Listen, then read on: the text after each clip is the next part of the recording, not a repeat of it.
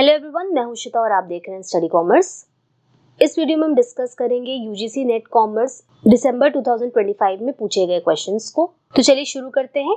पहला क्वेश्चन है, which one of the following are not the objectives of HRM? Options हैं societal objectives, organizational objectives, functional objectives या फिर group objectives. इसके बारे में देख लेते हैं। एचआरएम के जो ऑब्जेक्टिव्स हैं वो हैं सोसाइटल, ऑर्गेनाइजेशनल, फंक्शनल और पर्सनल ऑब्जेक्टिव्स।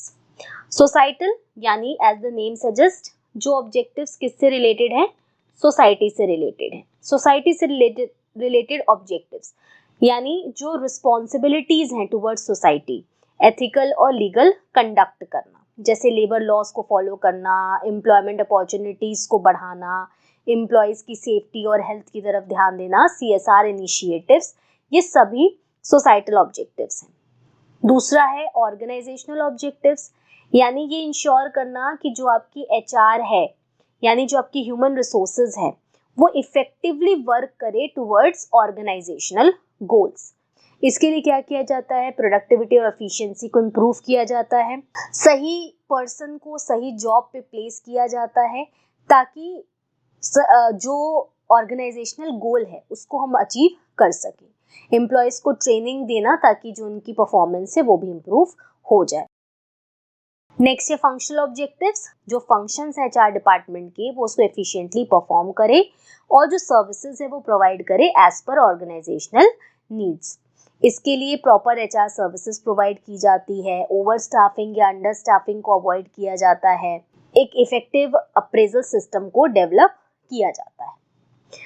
और लास्ट है यहाँ पे पर्सनल ऑब्जेक्टिव्स। पर्सनल ऑब्जेक्टिव्स का मतलब है कि जो एम्प्लॉयज हैं वो ऑर्गेनाइजेशनल ऑब्जेक्टिव के साथ साथ अपनी पर्सनल गोल्स को भी पूरा कर सके, जो उनके पर्सनल गोल्स हैं वो भी वो पूरा कर सके, यानी एम्प्लॉयज का सेटिस्फैक्शन बढ़ाना। इसके लिए क्या किया जा सकता है? उनको करियर डेवलपमेंट प्रोग्राम्स प्रोवाइड किए जा सकते हैं, उनको मोटिवेट किया जाता है ताकि वो और बेटर काम करें, ऑर्गेनाइजेशनल गोल के साथ साथ जो उनके पर्सनल गोल्स हैं उसको भी वो पूरा कर सकते। तो वापस से हम क्वेश्चन पर अगर देखें तो जो चार ऑप्शंस दिया था इसमें से सोसाइटल ऑब्जेक्टिव, ऑर्गेनाइजेशनल ऑब्जेक्टिव और फंक्शनल ऑब्जेक्टिव, ये तीनों ही ऑब्जेक्टिव्स हैं एचआरएम के, लेकिन ग्रुप ऑब्जेक्टिव नाम का एज सच कोई ऑब्जेक्टिव मेंशन नहीं किया गया है, तो फोर्थ ऑप्शन यहाँ पर करेक्ट हो जाएगा।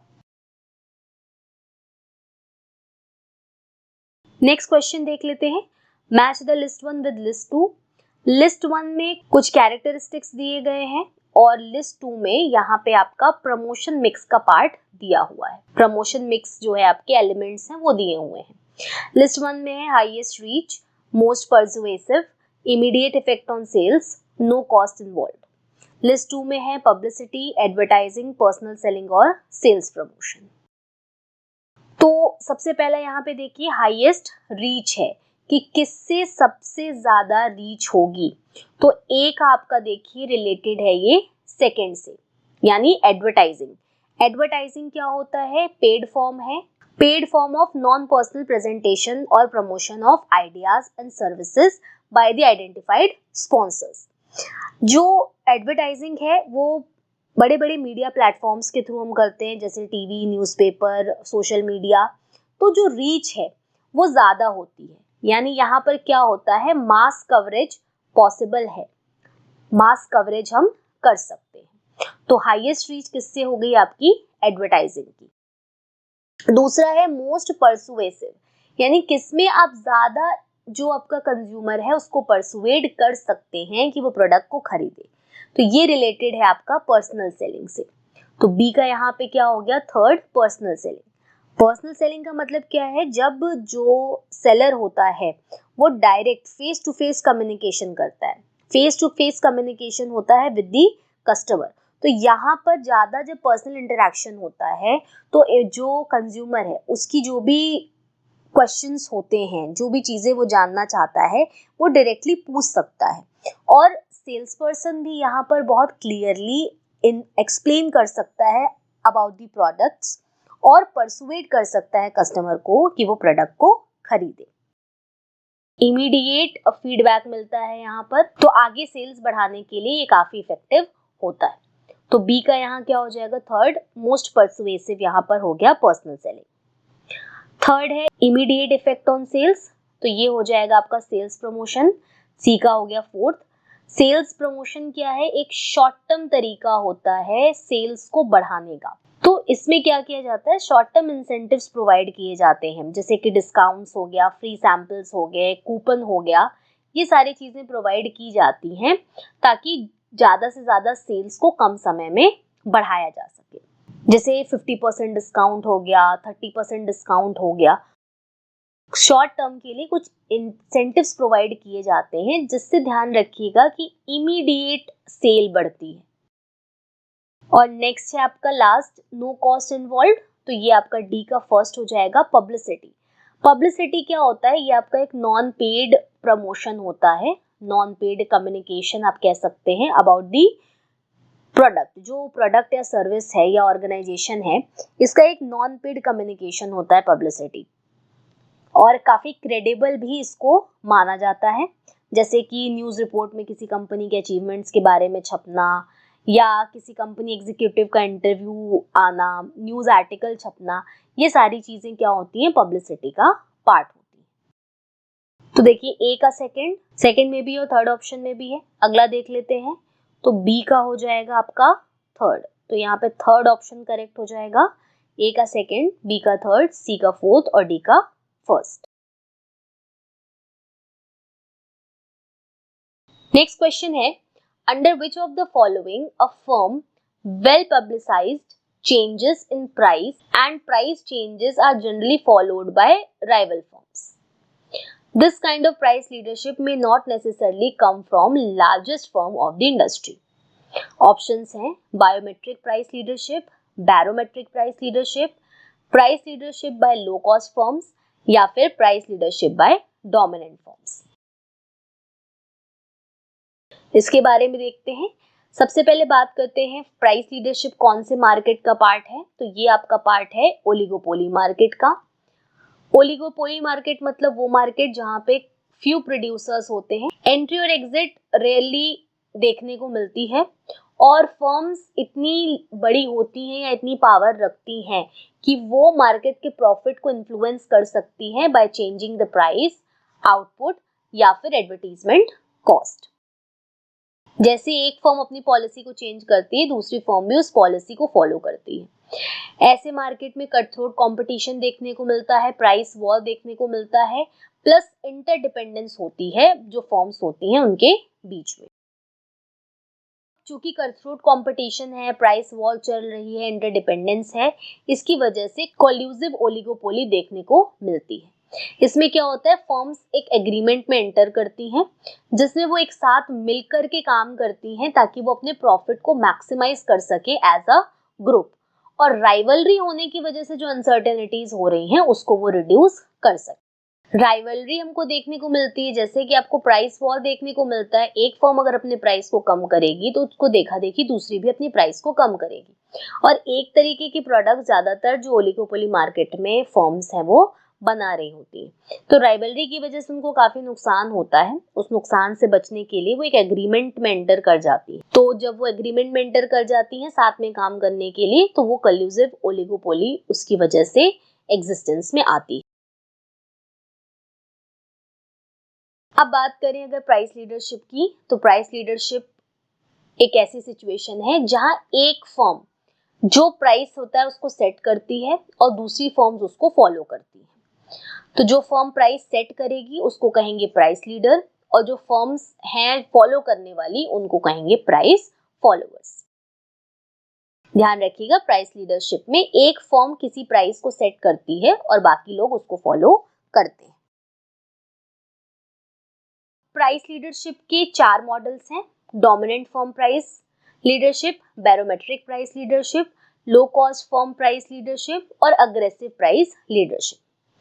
सबसे पहला है डोमिनेंट। डोमिनेंट मतलब नाम से सजेस्टेड है डोमिनेंट, यानी कोई ऐसी फर्म जो लार्ज है, the firm which is largest और उसका हाईएस्ट मार्केट शेयर है। तो जो प्राइस वो डिसाइड करती है बाकी सभी को उसी प्राइस को फॉलो करना होता है। डोमिनेंट होती है तो जो भी मार्केट की डिमांड एंड सप्लाई है उसको एनालाइज करती है और ऐसी प्राइस को फिक्स करती है जो उसके प्रॉफिट को मैक्सिमाइज कर सके। और small firms as a price taker होती हैं जो सेम प्राइस को फॉलो करती हैं। दूसरा है बैरोमेट्रिक प्राइस लीडरशिप। बैरोमेट्रिक का मतलब है कि एक फर्म लीडर बनती है नॉट बिकॉज कि वो लार्ज है बल्कि वो इसलिए लीडर बनती है क्योंकि उसकी फोरकास्टिंग करने की जो एबिलिटी है वो अच्छी है। जिस फर्म की फोरकास्टिंग एबिलिटी, मार्केट नॉलेज अच्छी होती है और वो एज अ, यहाँ पे नाम जो है बैरोमेट्रिक, यानी जो फर्म है, जो लीडर है, वो एज अ बैरोमीटर काम करता है। It acts as a barometer to predict the future condition. Market की क्या फ्यूचर कंडीशन होगी, जो फर्म उसमें सुपीरियर होती है, उसको पता करने में, फोरकास्ट करने में नॉलेज अच्छी होती है, उसे एज अ लीडर मान लिया जाता है और बाकी लोग उसको फॉलो करते हैं। वो फर्म लार्जेस्ट फर्म हो ये जरूरी नहीं है। जो भी डिमांड में, कॉस्ट में, इन्फ्लेशन में चेंजेस आते हैं ये फर्म उसको पता करती है। थर्ड है low cost firm. Low cost firm price leadership का मतलब है जिस फर्म की कॉस्ट ऑफ प्रोडक्शन कम होती है। लो कॉस्ट ऑफ प्रोडक्शन जिस फर्म की होती है वो यहाँ पर लीडर होती है। वो लीडर क्यों बन पा रही है? क्योंकि लो कॉस्ट ऑफ प्रोडक्शन है उसकी, क्योंकि वो गुड्स को चीपर कॉस्ट पे प्रोड्यूस कर रही है। तो जब चीपर कॉस्ट पे प्रोड्यूस कर रही है तो ऑब्वियस सी बात है कि वो फर्दर प्राइस को भी रिड्यूस इजीली कर सकती है। तो ऐसे सिचुएशन में लो कॉस्ट फर्म्स जो है वो प्राइस को फिक्स करती हैं और इस तरीके की प्राइस को फिक्स करती हैं जिससे उनको तो फायदा हो ही हो, लेकिन साथ में जो कंपीटिंग फर्म्स हैं उनको लॉस कम से कम हो, यानी एक एटलीस्ट कुछ प्रॉफिट वो भी अर्न कर सके। और फोर्थ है aggressive price leadership. Aggressive price leadership का मतलब है जब कोई पावरफुल फर्म होती है जो सारा डिसीजन उसके हाथ में होता है, जो सारा डिसीजन खुद लेती है, वो कॉम्पिटिटर्स को थ्रेटन कर सकती है प्राइस को कट करने के लिए। मान लीजिए जैसे कोई फर्म है, उसका मार्केट शेयर ज्यादा है तो वो ऐसा प्राइस सेट कर सकती है जिसकी वजह से बाकी जो स्मॉलर फर्म्स हैं उसको उन्हें फॉलो करना पड़ेगा। तो ये 4 तरीके की प्राइस लीडरशिप मॉडल्स देखने को मिलते हैं। तो वापस इन क्वेश्चन पर आए तो ऐसी फर्म जो वेल पब्लिसाइज्ड प्राइसेस में चेंजेस करती है और राइवल फर्म्स को उस चेंज को फॉलो करना पड़ता है, लेकिन ये जरूरी नहीं है कि ऐसी फर्म लार्जेस्ट फर्म हो इंडस्ट्री में। तो इसका आंसर आपका हो जाएगा यहाँ पर सेकेंड वाला, बैरोमेट्रिक प्राइस लीडरशिप। यहाँ ध्यान रखिएगा कि बायोमेट्रिक प्राइस लीडरशिप नाम की ऐसी कोई प्राइस लीडरशिप नहीं है। तो सेकंड ऑप्शन यहाँ करेक्ट हो गया आपका, barometric price leadership. Next question है match the list 1 with list 2। List 1 में है managerial grid, Hawthorne experiment, trait theory और ईआरजी थियरी। लिस्ट 2 में है Charles Bird, Clayton Alderfer, Blake and Mouton और एल्टन म्यू। देख लेते हैं इसको। मैनेजरियल ग्रिड ये आपका रिलेटेड है ब्लेक एंड मोटोन से, तो ए का थर्ड हो जाएगा। ब्लेक एंड मोटोन ने जो लीडरशिप थियरी है, ये एक लीडरशिप थियरी है जो ब्लेक एंड मोटोन ने दी है, जिसमें इन्होंने टोटल 81 स्टाइल्स बताए हैं, जिसमें से 5 स्टाइल्स इन्होंने बताए हैं जो ज्यादातर लीडरशिप के केस में देखने को मिलते हैं। 2 बातें इन्होंने इसमें बताई हैं, 2 तरीके का लीडर हो सकता है, एक होता है प्रोडक्शन ओरिएंटेड और दूसरा होता है एम्प्लॉय ओरिएंटेड। दूसरा है हथॉर्न एक्सपेरिमेंट, ये दिया है जॉर्ज एल्टन म्यू ने, तो बी का यहाँ पे आपका फोर्थ हो जाएगा। Hawthorne experiment mainly focuses on informal organization और इनफॉर्मल ग्रुप्स, इसकी इंपॉर्टेंस को दर्शाता है। नेक्स्ट है ट्रेड थियरी। ट्रेड थियरी ये आपका हो जाएगा सी का first, Charles bird. Charles bird 1940 में इन्होंने लीडरशिप के कई सारी ट्रेट्स फाइंड किए कि एक लीडर में क्या क्या ट्रेट्स होते हैं, जैसे इंटेलिजेंस है, सेल्फ कॉन्फिडेंस, रिस्पॉन्सिबिलिटी, इंटीग्रिटी, ये सारी चीजें इन्होंने पता की अपनी स्टडी में। तो ट्रेड थियरी क्या हो गया आपका, बाय चार्ल्स बर्ड। और फोर्थ है आपकी ERG थियरी, ये आपकी मोटिवेशन की थियरी है। This is given by Clayton Alderfer.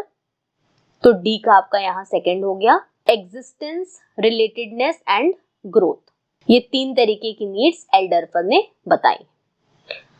तो यहाँ पे ऑप्शंस में हम देख लेते हैं, ए का थर्ड, बी का फोर्थ, सी का फर्स्ट और डी का सेकंड। तो यहाँ पर सेकंड ऑप्शन करेक्ट हो जाएगा। नेक्स्ट क्वेश्चन देख लेते हैं, which of the following is not a core function of WTO। WTO यानी वर्ल्ड ट्रेड ऑर्गेनाइजेशन।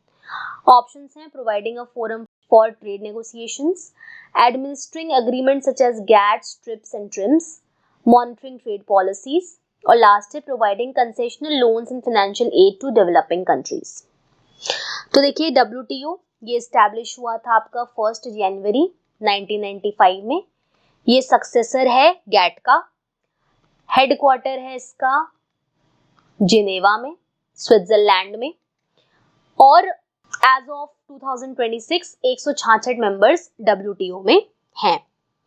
और WTO जो उरुग्वे राउंड था उसमें बनाया गया था। WTO में क्या खास बात है कि ये गुड्स में ट्रेड, सर्विसेज में ट्रेड, IPR यानी इंटेलेक्चुअल प्रॉपर्टी राइट्स, तीनों को ही कवर करता है।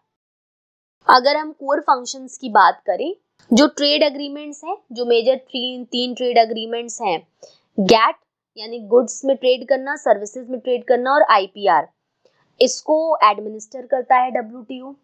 दूसरा फोरम प्रोवाइड करता है ट्रेड नेगोशिएशंस के लिए, यानी जो मेंबर कंट्रीज हैं, जो कंट्रीज मेंबर हैं WTO की, उनको जब ट्रेड नेगोशिएशंस करना होता है तो WTO उनको एक प्लेटफॉर्म प्रोवाइड करता है। जैसे वो ट्रेड नेगोशिएशन मार्केट एक्सेस पे कर सकती हैं, ट्रेड रिडक्शन पे कर सकती हैं, या कोई रिफॉर्म लाने पे कर सकती हैं। इसके अलावा डिस्प्यूट सेटलमेंट मैकेनिज्म भी प्रोवाइड करता है। जो भी कोई डिस्प्यूट होता है उसको रिजॉल्व करने के लिए एक मैकेनिज्म भी प्रोवाइड करता है WTO, और इस बात की कोशिश करता है कि जो भी ट्रेड रूल्स हैं सभी जो कंट्रीज हैं उसको फॉलो करें।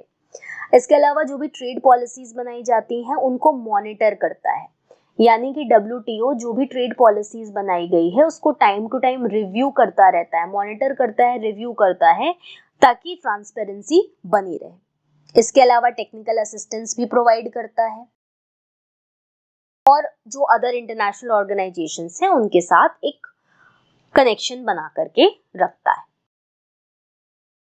तो अगर हम ऑप्शंस देखें तो पहला वाला बिल्कुल सही है कि फोरम प्रोवाइड करता है ट्रेड नेगोशिएशंस के लिए। दूसरा administering agreement such as GATT, TRIPS and TRIMS, ये भी बिल्कुल सही है। ट्रेड पॉलिसीज को मॉनिटर करता है, ये भी बिल्कुल ठीक है। लेकिन जो फोर्थ वाला है, providing concessional loans and financial aid to developing countries, ये बेसिकली वर्ल्ड बैंक और IMF से रिलेटेड वर्क है। ये इन दोनों इंस्टीट्यूशंस के अंडर में आता है, ये लोग देखते हैं। तो फोर्थ ऑप्शन यहाँ करेक्ट हो जाएगा। ये WTO का कोर फंक्शन नहीं है। नेक्स्ट क्वेश्चन है, which statement best captures the difference between FDI and FPI? Option है, FDI is investment with lasting interest and managerial control. FPI is passive investment without control. Second है, FDI involves only equity investment. FPI involves both equity and debt security. Third है, FDI is recorded in current account. FPI is recorded in capital account. और last है, both FDI and FPI gives investors voting rights in the host country. तो FDI foreign direct investment और foreign portfolio investment. FDI का मतलब क्या होता है, जब एक फॉरेन इन्वेस्टर किसी दूसरी कंट्री में इन्वेस्टमेंट करता है और एक लंबे समय के लिए उसका इंटरेस्ट होता है उसमें एंटरप्राइज को कंट्रोल करने का। जैसे MNCs ओपन की जाती हैं तो ये FDI के थ्रू किया जा सकता है। दूसरा है फॉरेन पोर्टफोलियो इन्वेस्टमेंट, ये मतलब है जो फाइनेंशियल एसेट्स होती हैं उसमें इन्वेस्टमेंट करना, जैसे शेयर्स हो गया, डिबेंचर्स हो गया, म्यूचुअल फंड्स हो गया, इन सब में जब इन्वेस्टमेंट किया जाता है तो उसको हम FPI बोलते हैं। अब यहाँ पे जो डिफरेंस है उसको देखते हैं। पहला है, FDI is investment with lasting interest and managerial control, FPI is passive investment without control. तो ये ऑप्शन बिल्कुल सही है। एफडीआई का इन्वेस्टमेंट जो होता है, जो फॉरेन डायरेक्ट इन्वेस्टमेंट होता है, वो लॉन्ग टाइम इंटरेस्ट होता है किसी कंट्री का, किसी फॉरेन कंट्री का किसी कंट्री में इन्वेस्टमेंट करने के लिए। और जब वो इन्वेस्टमेंट करते हैं तो उसकी वजह से उनको एक मैनेजरियल कंट्रोल उस बिजनेस पे मिल जाता है। जैसे ग्रीनफील्ड इन्वेस्टमेंट हो गया या ब्राउनफील्ड इन्वेस्टमेंट के थ्रू इन्वेस्टमेंट किया जा सकता है। दूसरा एफपीआई पैसिव इन्वेस्टमेंट है विदाउट कंट्रोल, ये बिल्कुल सही है, क्योंकि जो एफपीआई है इसमें शेयर्स और डिबेंचर्स, बॉन्ड्स, इसमें हम इन्वेस्टमेंट की बात करते हैं, तो यहाँ पर मैनेजमेंट में पार्टिसिपेशन नहीं आता है। मेन जो एम होता है वो क्या होता है, ज्यादा से ज्यादा रिटर्न को रिसीव करना। तो यहाँ पे कंट्रोल, मैनेजरियल कंट्रोल देखने को नहीं मिलता है। बाकी ऑप्शंस भी चेक कर लेते हैं। दूसरा दिया FDI involves only equity investment, FPI involve both equity and debt security, ये गलत है। तो ये सेकंड ऑप्शन सही नहीं है, क्योंकि एफडीआई में सिर्फ इक्विटी इन्वेस्टमेंट नहीं बल्कि री invested earnings, inter company loans, ये सब इंक्लूडेड हो सकता है। थर्ड है FDI is recorded in current account, FPI is recorded in capital account, ये भी ऑप्शन बिल्कुल ही गलत है, क्योंकि दोनों ही एफडीआई और एफपीआई ये दोनों ही कैपिटल अकाउंट में रिकॉर्ड किया जाता है, करंट अकाउंट में रिकॉर्ड नहीं किया जाता है। यहाँ बात बैलेंस ऑफ पेमेंट की हो रही है, बीओपी का जो अकाउंट है इसमें बात हो रही है करंट अकाउंट और कैपिटल अकाउंट की। तो कैपिटल अकाउंट में ही दोनों को रिकॉर्ड किया जाता है, चाहे एफडीआई हो चाहे एफपीआई हो। और लास्ट है both FDI FPI give investors voting right in the host country, तो ये गलत है। एफडीआई जनरली ओनरशिप और वोटिंग राइट प्रोवाइड करता है, लेकिन एफपीआई में क्या होता है, हम शेयर्स बाई कर रहे हैं, तो यहाँ पे कोई भी मैनेजरियल कंट्रोल या वोटिंग राइट्स नहीं आती है। तो फर्स्ट ऑप्शन यहाँ करेक्ट होगा, FDI is investment with lasting interest in managerial control, FPI is passive investment without control. Next question है match the list 1 with list 2। List 1 में है थियरीज ऑफ प्रॉफिट, लिस्ट 2 में है प्रोपाउंडर्स। लिस्ट 1 है risk theory of profit, dynamic theory of profit, innovation theory of profit, profit as rent of ability. List 2 है Joseph Schumpeter, F A Walker, F B Hawley and J B Clark. इसको देखते हैं। Risk theory of profit ये दिया है आपका F B Hawley ने, तो ए का यहाँ पे आपका क्या हो जाएगा, थर्ड हो जाएगा।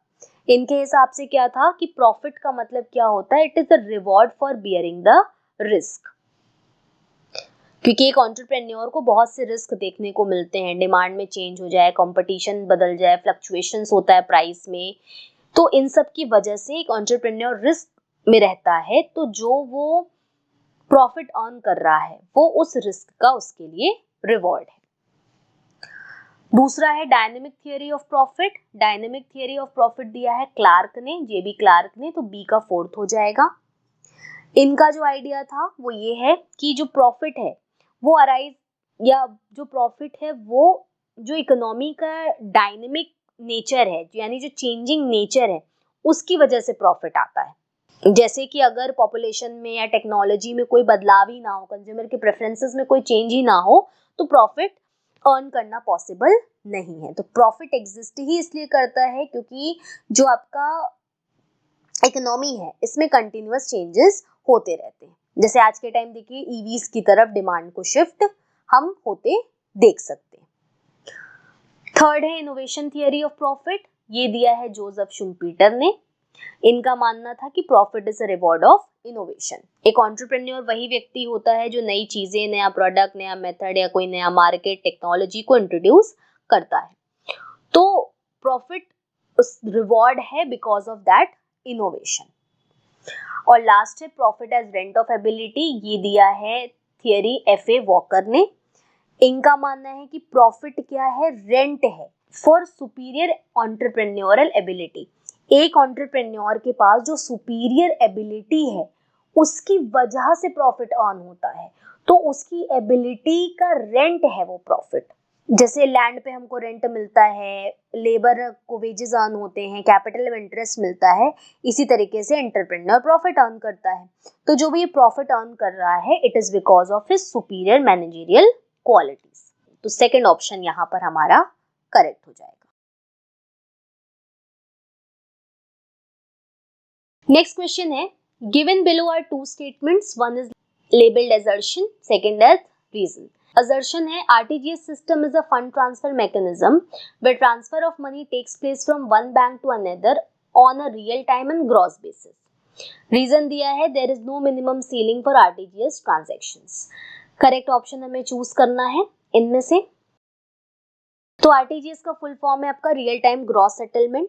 रियल टाइम का मतलब है कि जो ट्रांजैक्शन है वो इमीडिएटली प्रोसीड किया जाता है जैसे ही वो रिसीव होता है, और ग्रॉस का यहाँ पर मतलब है कि हर ट्रांजैक्शन को इंडिविजुअली ट्रीट किया जाता है और बाकी ट्रांजैक्शंस के साथ क्लब नहीं किया जाता है, तो इसीलिए इसका नाम है रियल टाइम ग्रॉस सेटलमेंट। यानी कि जो ट्रांजैक्शंस हैं उसको इमीडिएटली रियल टाइम में प्रोसेस किया जाता है, 24/7 ये फैसिलिटी अवेलेबल है।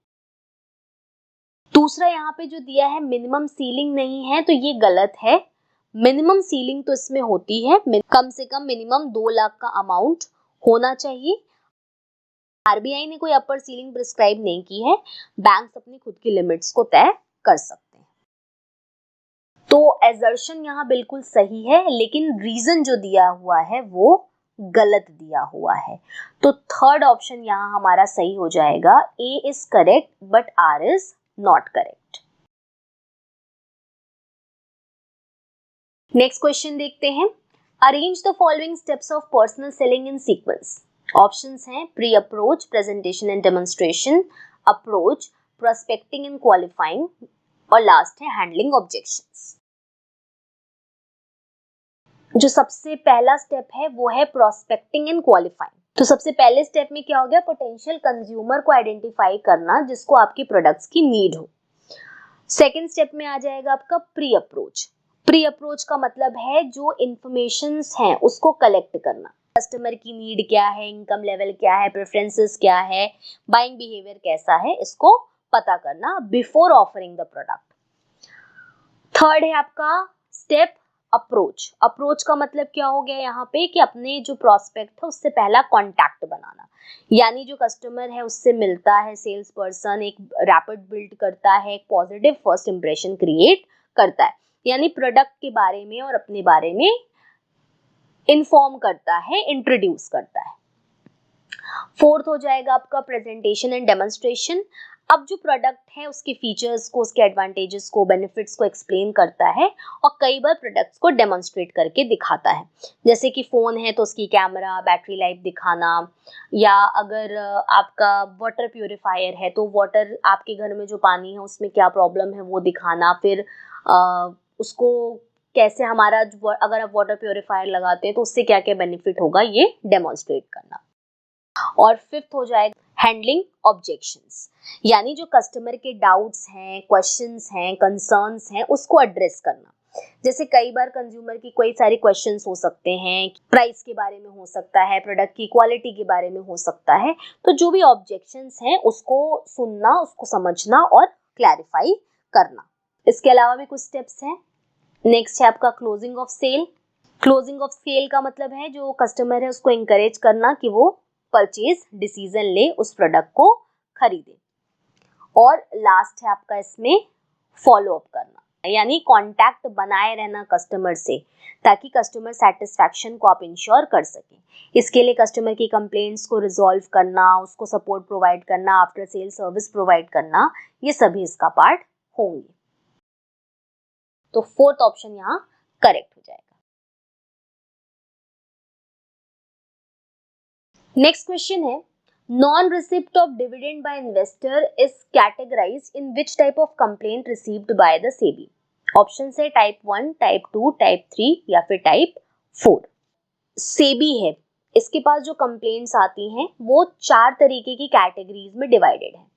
पहला है नॉन रिसिप्ट ऑफ सिक्योरिटीज, इसको बोला जाता है टाइप 1। दूसरा है non receipt of monetary benefits, ये हो जाएगा आपका type 2। Deficiency in services by intermediaries, ये है आपका टाइप 3। और अनफेयर ट्रेड प्रैक्टिसेस इन फ्रॉड, ये है आपका टाइप 4।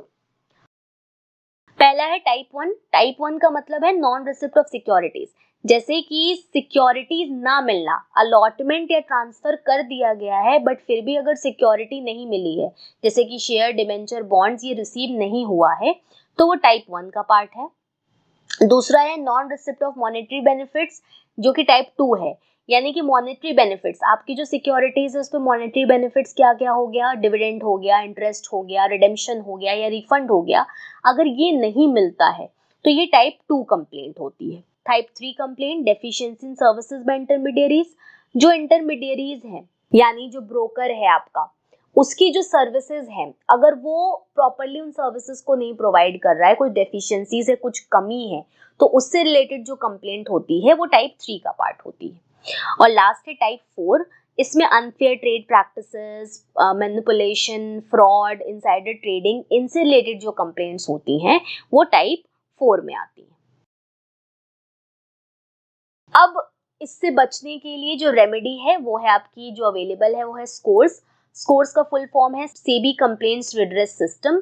ये क्या है, एक ऑफिशियल ऑनलाइन प्लेटफॉर्म है जिसके थ्रू जो इन्वेस्टर्स हैं वो अपनी कंप्लेन को फाइल कर सकते हैं और ट्रैक कर सकते हैं against listed company, stock brokers, mutual funds, depositories and other regulated entities. तो वापस से हम अगर क्वेश्चन देखें, non receipt of dividend by investors categorise in which type of complaint, तो यहाँ पर देखिए सेकंड ऑप्शन करेक्ट होगा। टाइप 2 में क्या था, मॉनेटरी बेनिफिट्स ना मिलना, non receipt of monetary benefits, यानी कि आपने शेयर खरीदा किसी कंपनी का, अब उस पे जो मॉनेटरी बेनिफिट मिलना था वो डिविडेंड था, वो नहीं मिला, तो ये टाइप 2 कंप्लेंट का पार्ट है। तो सेकंड ऑप्शन यहाँ करेक्ट होगा, टाइप 2। अगर आप हमारे लेक्चर्स की फ्री पीडीएफ डाउनलोड करना चाहते हैं तो आप हमें टेलीग्राम पर ज्वाइन कर सकते हैं। इस रिलेटेड इन्फॉर्मेशन आपको डिस्क्रिप्शन बॉक्स में मिल जाएंगी या फिर इस क्यूआर कोड को स्कैन करके भी आप हमें ज्वाइन कर सकते हैं। तो आज के इस वीडियो में हमने पढ़ा यूजीसी नेट कॉमर्स में दिसंबर 2025 में पूछे गए क्वेश्चंस को। होपफुली चीजें आपको समझ में आई होंगी। Thank you.